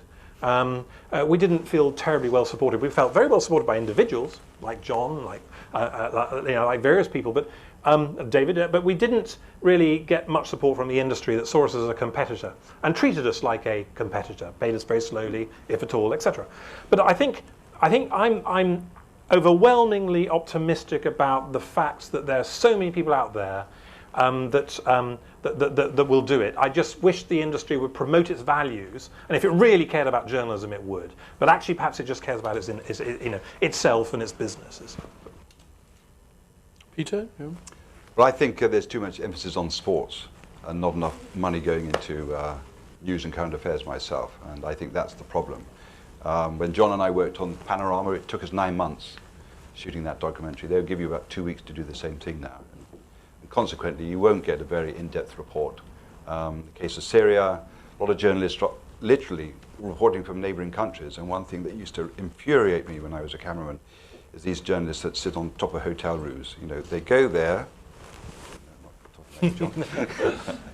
they go on these roofs to give you the impression they have the latest news, but in fact they just go from the feed point at the top to their hotel room, log on and read what's going on, then go back up to the top and then tell you. And it's, I find it's sort of con. They're trying to, they have a background, Cairo, maybe something burning in the distance. And the idea is to give you the impression they have the latest news, but in fact they never actually go out of the hotel. Now, not all organizations like that, but a lot of them are. They're playing it too safe.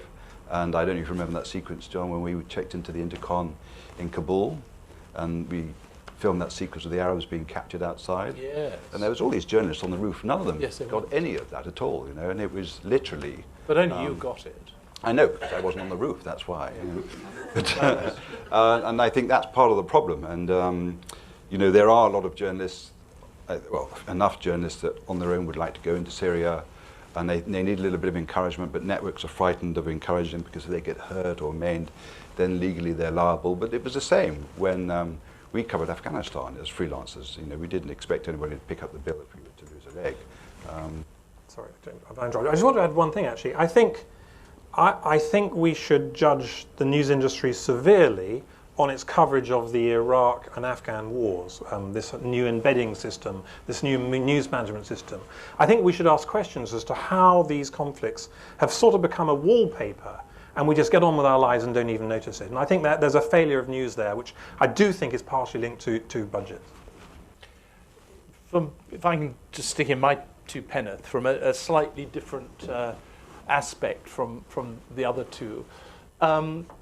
The whole nature of news, television news in particular, has changed since the kind of glory days when I was working with these two. It used to be a often rather badly managed outfits. I'm not just talking about the BBC, although it applies to the BBC particularly. Not well managed. They didn't know where the money was coming from or going to terribly well, but they were enthusiastic about the whole business, and it was a short affair. I mean, there would be maximum of about an hour news, perhaps a little bit more actually, but an hour and a half maybe news broadcast every day. Now it's all changed entirely, and the motor for television news nowadays is the 24-hour rolling system. They're very poorly funded, but in order to be able to have a 24-hour system, you've got to have correspondents and cameramen in every wide place in the world, and that costs quite a lot of money. And that's where the money goes. It goes into not into the kind of thing that these two and David and I grew up doing, the kind of speculative trip to a difficult place.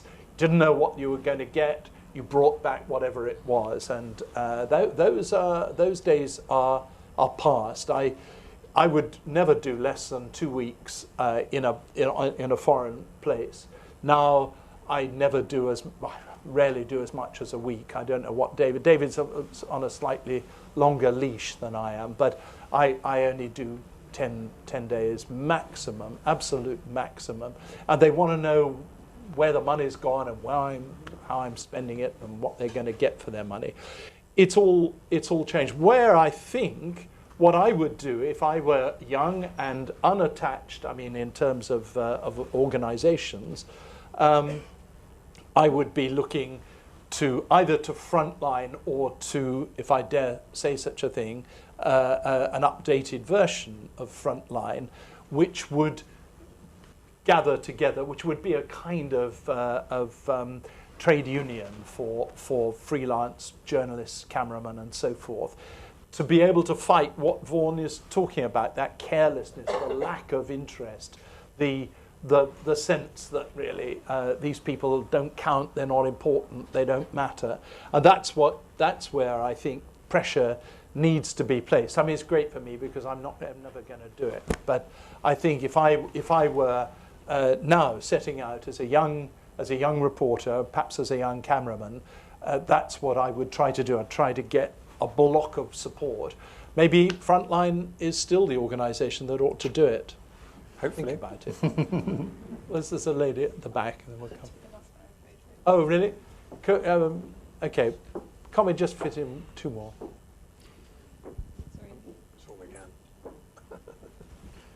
Hi there. I was just going to ask today, what is the most truthful news channel you think is out there? What do you watch and source your... Can I take notes on what they say? I think that's really, personally, I think that's very difficult. I don't think there is one. I think all news channels have a kind of regional or cultural approach. Even the BBC, which is jolly good, but it's told from Britain. There are certain assumptions that tie in with our beliefs in this country, though I do feel that it is a model. Al Jazeera, I think, in some areas does terrifically well, and it seems to approach news in a way that perhaps we did before, and I think it needs to be admired for it. But I couldn't possibly choose one. And anyway, I get most of my news from the internet these days. Truthful wouldn't be the term I would use. I would say the most interesting network. I tend to watch Al Jazeera quite a bit, but I'm interested in a lot of the Gulf areas where it works, and a lot of the correspondents go in and do what we used to do. My only concern is that the funding for Al Jazeera comes from a member of the royal family. So he's great that he's putting money in, but I don't know how much political control he has. I do have friends who work for them who are former BBC and ITN, and they say there's no control at all. But there is an agenda there. There's no question about it. But I think that they are sending correspondents, freelancers, into a lot of areas. I have a friend at the moment who's in Afghanistan, won't go on an embed. He's there for Al Jazeera. He was doing something outside that circle that everybody does, and that's what I like. It's my own opinion. Anyway. Did you want to say something else? Well, the further thought on the BBC. I think the BBC has become more conservative than when I first walked into it. Conservative in what? Politically. I think it's shifted to the right, is a subjective view. And I think that's reflected. Please write this to the Daily Mail. I would be only too grateful if you would. Well, I don't know about that. I don't agree about that anyway. But well, I mean, what do I say? Of course, I've been a BBC slave, body and soul, for 42 or whatever it is years now. No, 46 years. Jesus Christ. So they forgot my 40th anniversary. Wouldn't you know it? What a mean-spirited, cheap lot of fuckers. I told the boss, and she said, "Oh, was it? Oh, sorry about that." I mean, I watch everything. Not religiously, and I'm not in the country for swathes of time. But I mean, it all seems, to be honest, if I'm really honest, a lot of it seems much of a muchness. I personally think that the domestic television news organisations are head and shoulders above anything else that I've seen. And that includes, I'm afraid, Al Jazeera, though I do have a liking for Al Jazeera, and I know quite a few people that work for it, of course. But I think that Sky and the BBC and ITV News, ITN News, whatever they call themselves now, are better than anything I've seen in any other country on a habitual scale. I just think it's different. I mean, the BBC is better funded, but that doesn't make it better always in terms of its coverage of individual stories. On the contrary, I mean, Sky, of course, won a stunning victory over the BBC and ITN last year in Libya. And I mean, I can say that with all the more honesty since I was one of the various BBC people who got beaten pretty conclusively, turning up a day late. So I'd say that the British television organisations were still the best. Personally, and this is purely personally, I think you get a better sense of what's happened during the day from watching Channel 4 News.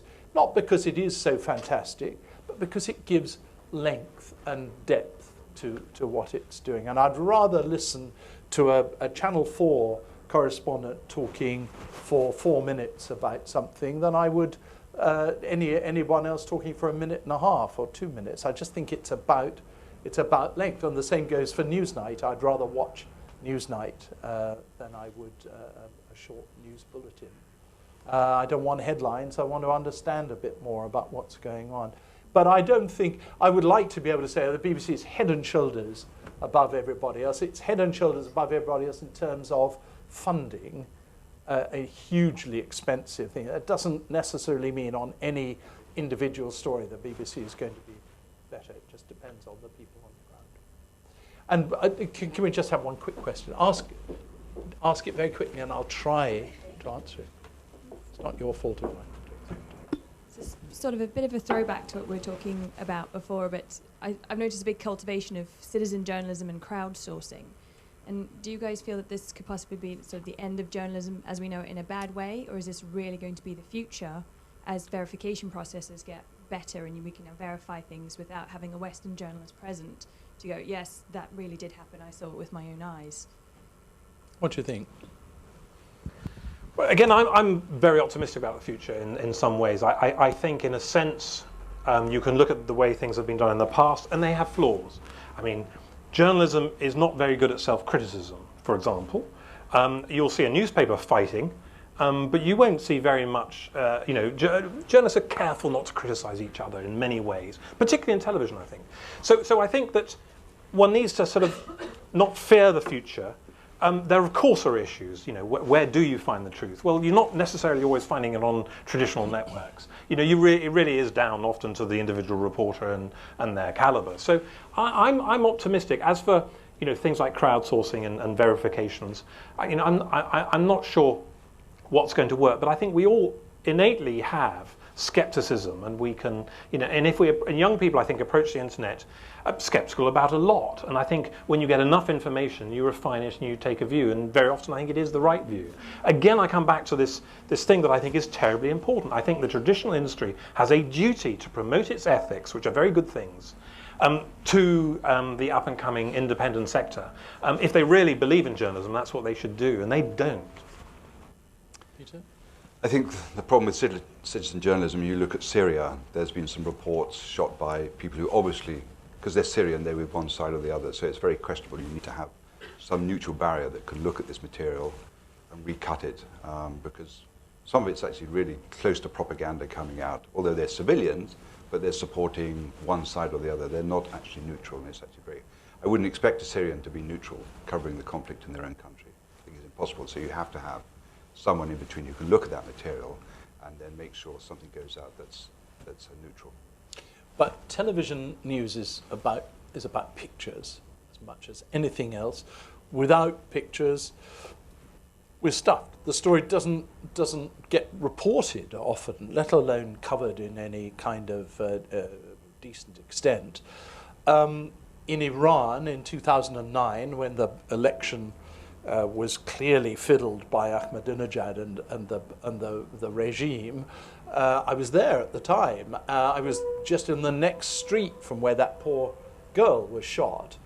And it was the pictures of that, of course, that just shot by people on their mobile phones standing round her as she died, if you recall, which shocked the world. It wasn't the sort of well-funded character in the next door street, i.e. me, that moved the world. It was the footage of the girl.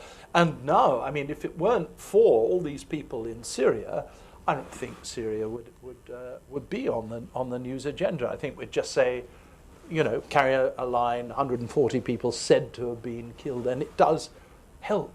But it is the end of, or it's the beginning of the end of the kind of authority figure, I think, in television news. It means that nobody really kind of believes anything, it seems to me, anymore, and there's no reason to listen to one voice as opposed to another. And so there's a tendency, I feel, I'm really worried about it, in as much I'm worried about anything nowadays, that you know, that people will simply believe what they want to believe, carry on believing, and never have those beliefs challenged by listening to what those of us who work for television news actually claim to be the truth about things. And that leads to conspiracy theories, it leads to all the crap that you read, you know, in an article in the Guardian or something on the web or in the Telegraph or something, you spool down and you see what the morons are writing. They can't even spell it, let alone understand what the story is all about, you know. I mean, Private Eye takes it off fortnight after fortnight after fortnight, but nobody seems to notice, and they still put this appalling crap on the thing because, you know, we're in an age where everybody's opinion is as good as anybody else's, and the opinions of people that actually go to these places and see what's happening are no better than people that are sitting at home in, you know, in London, in Manchester, or in Moscow. And I think that's it. I'm glad to hear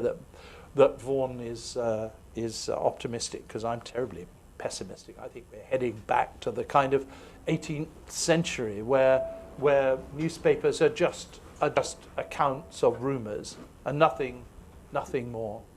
But I hope I'm having depressed myself enormously, and probably thank you very much indeed. I'm sorry to have gone on for another stage, but thank you very much.